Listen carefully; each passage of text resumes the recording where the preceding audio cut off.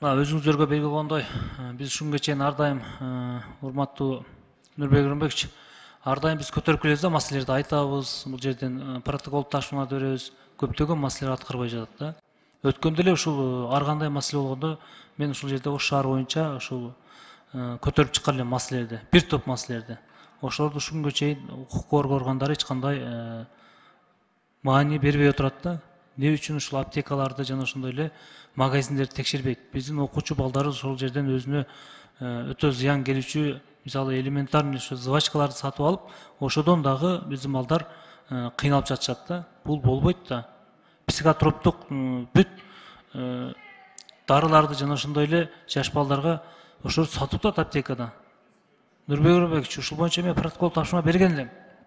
Психотроптук колдонуучу биздин окуучуларга сатып атат, бүт аптекаларда, магазиндерде депчи. Ошол боюнча протокол тапшырма берип койсо, Кыргызстан боюнча текшерсин. Биздин келечек бул окуучулар. Өзүңүз жакшы билесиз. Ошо окуучулар эгерде ошону колдонуп, сабактарына барбай билим алса кандай болот? Урматтуу президенттин өкүлү Алмаз Акчан, сиз да ушуну жазып алсаңыз. Рахмат. Макул. Комиссия түзүлүп текшерилсин.